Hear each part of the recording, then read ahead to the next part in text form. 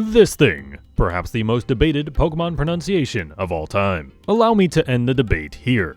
Arceus and Arceus are both perfectly valid pronunciations. This is a tomato-tomato situation. Real-life words have differences in pronunciation depending on various factors. We will never agree on it, so stop arguing about it and just accept both pronunciations. But the RKS system or the ARC phone, stop. We're done. Agree to disagree. These wouldn't change how I pronounce it anyway, because I've pronounced it this way for almost 20 years.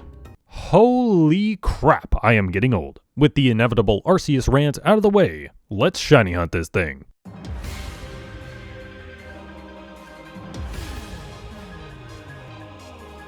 In the last video, we went over how to get all of the shiny legendaries and mythicals from Gen 4, including Infinite Shiny Manaphy. Definitely watch that next if you haven't already. But the sad part about that video is, we couldn't get Shiny Arceus from Diamond and Pearl, leaving it the only shiny legendary Pokemon from the first 4 generations I don't have. So it's only natural that I would go after it next. However, this time, it would be different. In the previous videos in this series, we've been using any means necessary to get the shiny in the fastest manner possible, or comparable speed. Maybe it was RNG manipulation, or maybe we used arbitrary code execution. But outside of these Pokemon and the hacked action replay shinies when I was a kid, I only have 2 non-event shiny legendaries. The Giratina, who I hunted in a previous video, then gave up and RNG manipulated it, and my shiny Rayquaza from the 100 Hours of Dynamax Adventures video. So basically, I have 0 full odds shiny legendaries. But wouldn't it be poetic if my first full odds shiny legendary was Arceus, a Pokemon that childhood me was enamored with hacking into Pokemon Diamond several times? With the expertly crafted narrative that we had ahead of us, it was time for me to start hunting. Which means we have to play BDSP.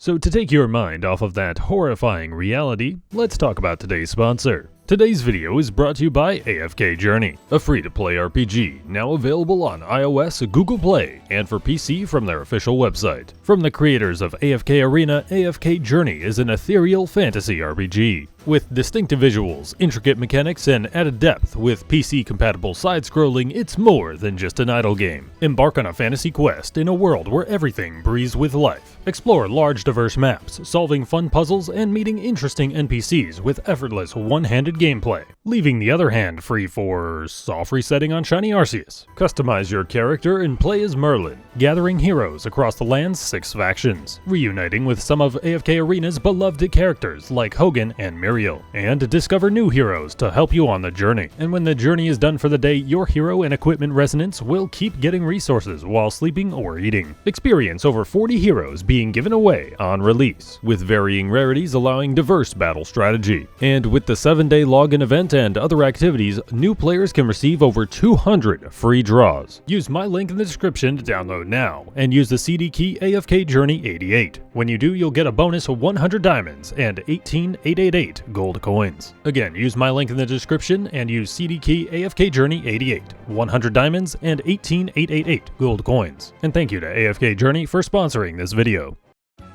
As I was about to go hunt Arceus, I realized I didn't have a single level 100 Pokemon in this game. So after transferring some from SV, we were truly ready. Sure, I didn't have a super convoluted setup to actually catch it with, and I didn't have a Master Ball because of the shiny Giratina, so even if I found it, I could just fail the thing. But hey, that'd be some good-ass content. And that's for future me to worry about, because it was time to start the grind. And what a grind it truly is. Day 1 me was blissfully unaware of how demanding this hunt is. While I acknowledged how long each reset takes, it didn't truly set in for a few days. Between the rather slow reset speed of BDSP and having a cutscene to watch, you only get an encounter once about every 55 seconds, at least on the physical copy of the game. Not sure if the digital copy is faster or not, but at this speed, you get roughly 62 resets per hour at maximum efficiency, which means it would take a casual 66 hours to reach full odds on the hunt. But hey, at least that's better than shiny hunting Manaphy at full odds. After my first 3.5 hour stream,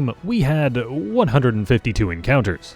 Yikes. This simply wasn't going to cut it, so I would continue the grinding off stream. I kinda understood right away that the more I procrastinated on this hunt, the worse it would be, and really just getting in the resets here and there whenever I could was the best course of action. So aside from the time I spent eating, sleeping, or working out, the majority of my time was spent shiny hunting for Arceus. I'd head into day 2 with 274 resets down, and my hopes still high that I would get the hunt done quickly. The stream on day 2 would see some usual shenanigans, like Milo treats and the Borbs taking over my screen. Another 3.5 hours put us right at 512 encounters, a fitting number to end the stream on. But sadly, there was still no shiny Arceus to show for it. But surely we'd be getting it soon, right? Why do I even do this anymore? You guys know that it's not going to be that easy. So I kept resetting and resetting. Still not quite yet discouraged, but aware my optimism would start to deteriorate. At least at the end of day 2, I could laugh at the hilariously funny number I ended on. On days 3 and 4, there would be no stream, because I realized, oh shoot, I need to get Peter Griffin in my Fortnite Battle Pass still. I still play the game occasionally, and, you know, Peter Griffin's just peak, let's be honest. I can still aim. Sadly, I didn't record all of it, and the replays expired, so I can't share the extremely nasty snipes I was hitting, especially this one where the guy was going up a zipline, and I hit the snipe, and an AR shot downed him.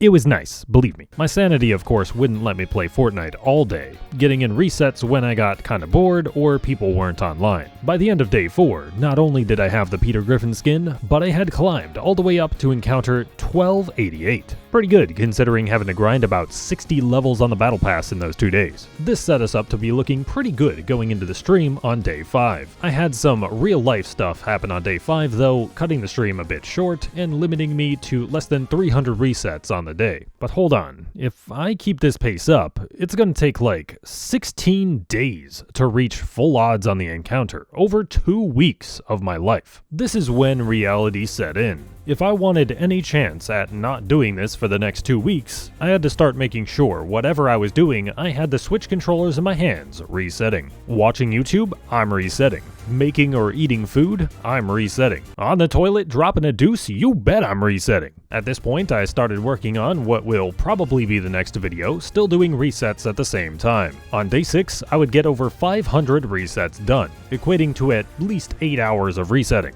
At this point, I figured it still wouldn't show up for a while, and I was going to be unlucky not finding it until the hunt's odds or later. So while I was watching the Phoenix Suns versus the Boston Celtics game on my TV downstairs, I was down there resetting, and I wasn't recording because I wasn't actually expecting it to show up. But as we were nearing the final minutes of the 4th quarter at approximately 10:46 p.m. Eastern Daylight Time, I couldn't believe my eyes.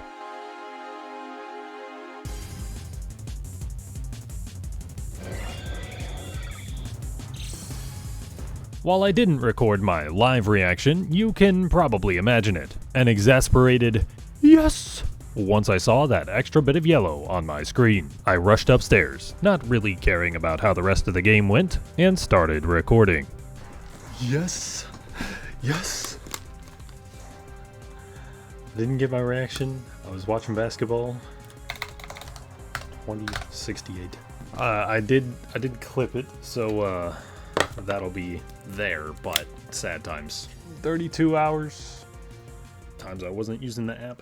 But it wasn't over just yet. Remember, I had used my Master Ball on the Giratina, therefore having none left on this brilliant diamond save file. So we'd have to rely on the team that I brought to get it done. 2 Gallades, a Gardevoir, a Slowbro, a Houndoom, and a Magnezone. With so much time to think about it, I had kinda came up with a plan. 1 Gallade has Thunderbolt, which I would use in an attempt to paralyze it without doing too much damage. The Thunder Wave TM is a dummy ridiculous grind in BDSP, and I had no time for that. The alternative being getting heart scales or whatever in BDSP for the move relearner. And to be honest, I just don't want to play BDSP longer than I have to. Once paralyzed, I would false swipe it down and attempt to catch it. The main issue with this plan is that Arceus only has 35 PP.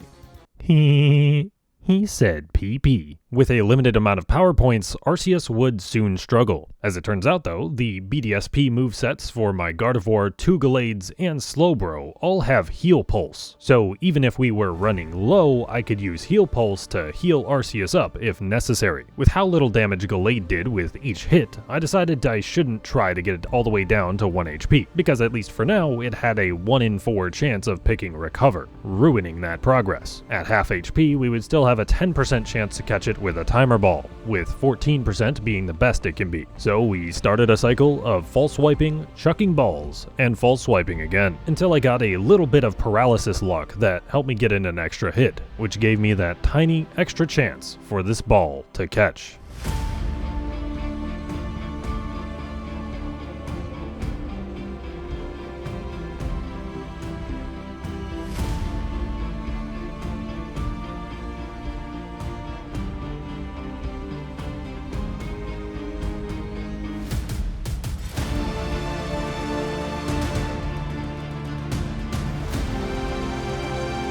It worked. With that click of the timer ball, after 10 minutes of stressing over whether I would actually catch it or not, watching my hairline recede in real time, I finally caught my first full odds shiny legendary, and finally had a legitimate shiny Arceus that child me would be proud of. And no RNG debate this time, it was actually random. The long 33+ hour grind came to an end on reset number 2068.